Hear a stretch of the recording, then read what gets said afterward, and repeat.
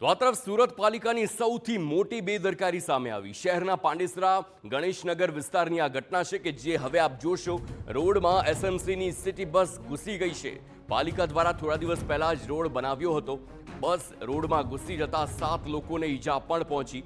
તમામ લોકોને સારવાર માટે સિવિલ લઈ જવામાં આવ્યા, પરંતુ અહીં સવાલ એ ઉઠે છે કે રોડ પાલિકા મહાનગરપાલિકાની એક પછી એક બેદરકારી સામે આવી રહી છે અને તેના કારણે અનેક અકસ્માતની ઘટનાઓ છે તે સામે આવી રહી છે। હજી તો પ્રી મોન્સૂનની જે કામગીરી ઉપર અનેક દાવાઓ કરવામાં આવતા હોય છે અને સુરત શહેરની અંદર પહેલો જ વરસાદ પડ્યો છે ત્યારે પાંડેસરા ગણેશનગરની અંદર જે મેઇન રોડ છે થોડા દિવસ પહેલાં જ આજે રોડ બનાવ્યો હતો અને જોઈ શકાય છે આજે રોડની અંદર મોટું જે ગાબડું પડવાના કારણે આ જે સિટી બસ હતી તે આ બસની અંદર ફસાઈ હતી અને અકસ્માત જે સર્જાયો હતો અને તેના કારણે 7થી વધુ જે લોકોને જે ઈજા પહોંચતા તાત્કાલિક હોસ્પિટલ ખસેડાયા હતા। આ રીતે દ્રશ્યો જોઈ શકાય છે। આ જે સિટી બસ છે સુરત મહાનગરપાલિકા સંચાલિત આખી બસ છે તે અંદર જે ગરકાવ થઈ હતી અને ભારે અકસ્માત જે છે સર્જાયો હતો અને જે મુસાફર જે સવાર હતા તમામ મુસાફરોને હોસ્પિટલ છે તે ખસેડવામાં આવ્યા છે। નાની મોટી જે ઈજાઓ પહોંચી હતી। અત્યારે સુરત મહાનગરપાલિકાના અધિકારીઓ છે તે અહીંયા પહોંચ્યા છે। સુરત મહાનગરપાલિકાની પ્રી મોન્સૂનની કામગીરી ઉપર અનેક જે સવાલો છે તે અત્યારે જોવા મળી રહ્યા છે। જોઈ શકાય છે આ મોટો જે ભૂવો પડવાના કારણે આખી બસ હતી તે આમાં જે છે તે ગરકાવ થઈ હતી અને અત્યારે જોઈ શકાય છે તમામ લોકોને સારવાર માટે હોસ્પિટલ ખસેડવામાં આવ્યા છે। મહાનગરપાલિકાના અધિકારીઓ છે તે અહીંયા પહોંચ્યા છે, તેમની સાથે વાત કરીશું, કારણ કે હજી થોડા સમય પહેલાં જ આ જે રોડ છે તે બનાવવામાં આવ્યો હતો। कितने दिन पहले ये रोड बनाए थे? हो गया महीना 15-20 दिन। हाँ 15-20 दिन पहले रिपेयरिंग हुआ था। क्या हुआ क्या ये बस वाला आया तो गड्ढा था वो ठोक दिया।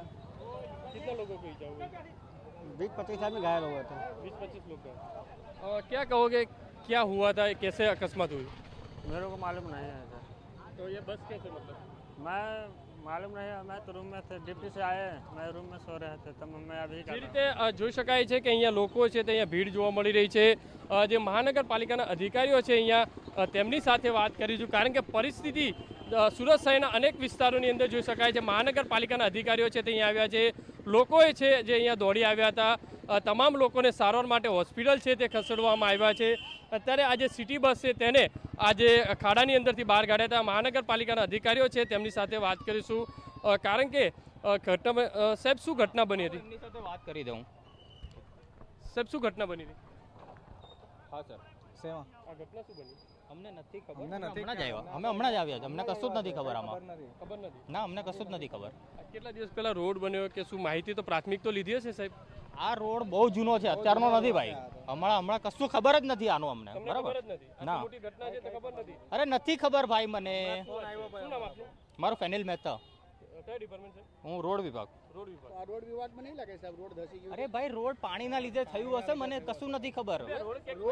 એ રીતે જોઈ શકાય અધિકારીઓ છે ને કઈ આ બાબતે કઈ ખ્યાલ નથી તેવું અધિકારીઓ જણાવી રહ્યા છે, કારણ કે આટલો મોટો અકસ્માત થયો છે છતાં પણ મહાનગરપાલિકા અધિકારીઓ છે જોઈ શકાય છે અહીંયાથી પોતાની જે કાર છે લઈ અને અહીંયા જતા નજરે પડી રહ્યા છે। મહાનગરપાલિકાની અંદર પ્રી મોન્સૂનની કામગીરી ઉપર અનેક સવાલો ઊભા થઈ રહ્યા છે। એસી કારની અંદર મહાનગરપાલિકાના અધિકારીઓ છે તે મુસાફરી કરતા નજરે પડી રહ્યા છે અને લોકોને અટવાવવાનું કામ છે તે કરતા હોય તે રીતના દ્રશ્યો સામે આવી રહ્યા છે। કેમેરામેન સંજય ચંડલ સાથે બલદેવ સુથાર, TV9 સુરત। તો રોડ વિભાગના અધિકારીને રોડનું જ કંઈ ખબર નથી, કંઈક આવી સ્થિતિ જોવા મળી રહી છે। જ્યારે મીડિયા સવાલ પૂછે છે ત્યારે અકળાઈ જાય છે, ચીડાઈ જાય છે, પણ જવાબ નથી આપતા। આ રોડ થોડા દિવસ પહેલાં જ બનેલો છે, તંત્ર જ આ રોડ બનાવેલો છે અને તંત્રની જ બસ જ્યારે તેમાં ખાબકે છે તો સવાલ તો ઉઠે જ, કારણ કે રોડ બનાવ્યો તો આટલા દિવસમાં કેવી રીતે તે જર્જરિત થયો? बीच रास्ते में रास्ता साफ था, खड्डे में गाड़ी चली गई। कैसे गाड़ी चली गई? अभी रास्ता तो आपने साफ देखा, पहले 8 दिन पहले खड्डा पड़ा था, म्यूनसिपालिटी वाले ने लेवल किया ही नहीं, ऊपर से मट्टी डाल दिया, उसके गाड़ी से खड्डे में चली गई गाड़ी।